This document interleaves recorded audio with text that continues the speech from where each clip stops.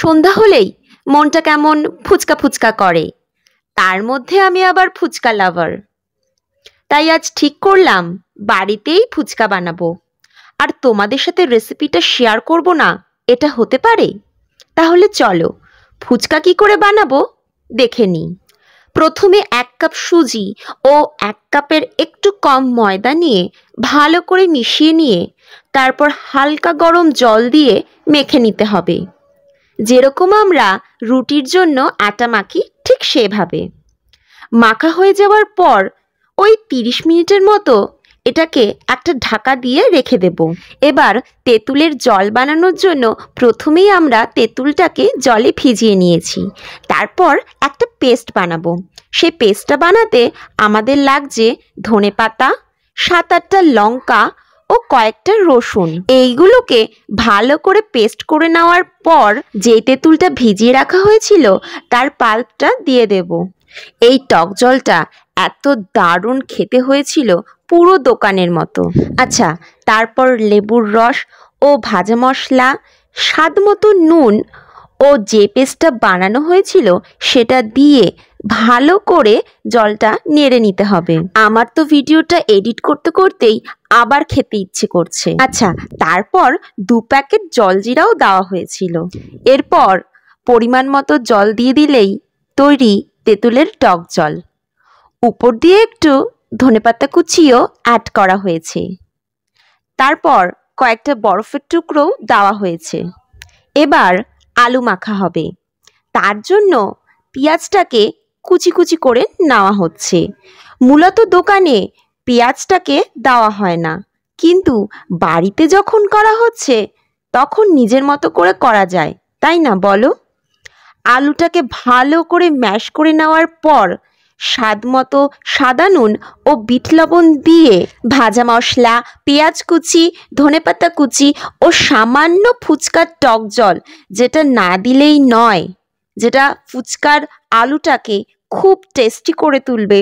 তারপর দেওয়া হচ্ছে সেদ্ধ ছোলা ও গন্ধরাজ লেবুর রস দিয়ে ভালো করে মেখে নিলেই তৈরি হয়ে যাবে ফুচকার আলু মাখা। ও পরে অবশ্য ফুচকার ভাজা মশলা ও লঙ্কা কুচিটা অ্যাড করা হয়েছে। ভাজা মশলাটা আমার ঠিক জানা নেই, দিদু করেছিল তো। তোমরা যদি বলো পরের কোনো একটা ভিডিওতে তোমাদের সাথে শেয়ার করব ভাজা মশলার রেসিপিটা। ফুচকার জন্য এবারে লেচি কেটে নেওয়া হবে। বাইরে থেকে তো ফুচকা খাওয়াই যায়, কিন্তু বাড়িতে ফুচকা বানিয়ে খাওয়ার মজাই আলাদা, তাই না বলো? হ্যাঁ, এইটা ঠিক, সব ফুচকা ফুলবে এমন কোনো কথা নেই, কিন্তু বেশিরভাগটাই ফুলেছে। আর যেই ফুচকাগুলো ফোলেনি সেগুলো দিয়ে পাপড়ি চাট বানানো হয়েছে। ভিন্ন 2 রকম স্বাদের খাওয়া হলো, বেশ ভালোই লাগলো। আচ্ছা, আমার মতো কারা কারা ফুচকা লাভার আমাকে একটু জানিও তো। দেখো, কথা বলতে বলতে ফুচকাগুলো ভাজা অলমোস্ট ডান। ভয় পেলে কিন্তু চলবে না, মনে সাহস নিয়ে ফুচকাটা বানিয়ে ফেলো। তারপর আমাকে জানিও কেমন হয়েছে। বেশিক্ষণের ব্যাপার না, ওই 1 ঘন্টার মতোই লেগেছে, ওই ফুচকাটা বেলতে যতটা টাইম লাগে আর কি। তাছাড়া বেশিক্ষণ কিন্তু লাগেনি। বাড়িতে যদি সব উপকরণগুলো থাকে তো চটপটি হয়ে যাবে। আচ্ছা, এবার বলি, যেই ফুচকাগুলো ফুলবে না তার জন্য মন খারাপ করো না। সেই ফুচকাগুলো দিয়ে, পাপড়িগুলো দিয়ে তোমরা পাপড়ি চাট বানাতে পারো। তাছাড়া চুরমুড়ো কিন্তু বানানোই যায়, খুবই ইজি।